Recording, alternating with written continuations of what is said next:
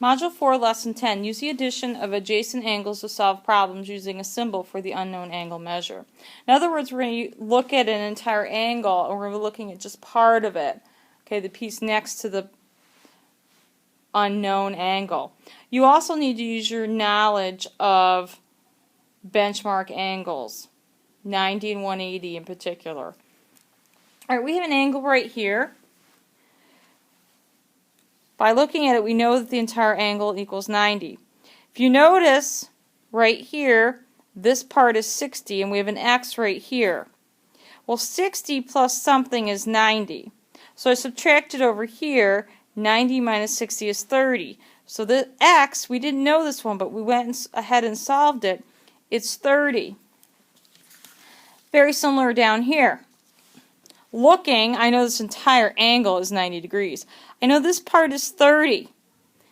This part we don't know. So 30 plus something is 90. If we subtract 90 minus 30 is 60. So this one's 60. You probably could have done that in your head, and that's fine. But if you need to write it down, please make sure that you write it down.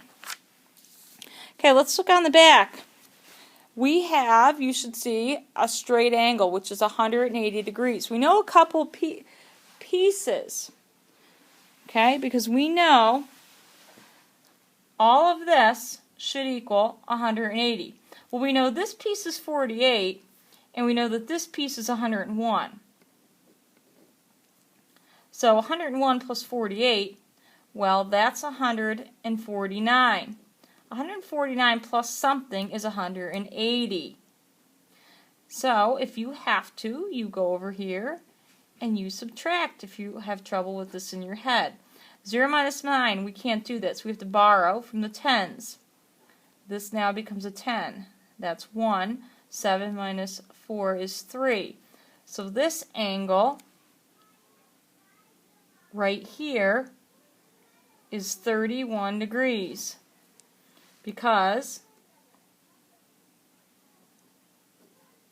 this angle's 101, this one's 31, this one's 48. Okay, if you have a shape, right here we have a square. We have a line drawn. We know right here is 15. This we do not know. But when you look here, you can see that that's 90 degrees. So that equals 90 degrees. So 15 plus something is 90. Okay, if we look here, 90 minus 15. 0 minus 5 we can't do, we have to borrow, so that becomes an 8, this becomes a 10. 10 minus 5 is 5. 8 minus 1 is 7. So that is, this angle measure is 75. Okay, you can also go through and verify these with a protractor, but your knowledge of angles should be helping you to figure out the missing angle. When you look on your problem set, you're going to see some things that it's very similar. Okay, it says write an equation for and solve for the measure of angle x. Verify the measurement using a protractor. Okay, it's telling you this is a right angle. This piece is 45, this we don't know. So you're just going to fill in the missing angle here and here. Same thing, right angle. This one part is 20. Now you're going to have to fill in all of it here. So you're going to have to put in the angle you know, the angle you don't know, and you know that it's a right angle. So you should know how many degrees that is.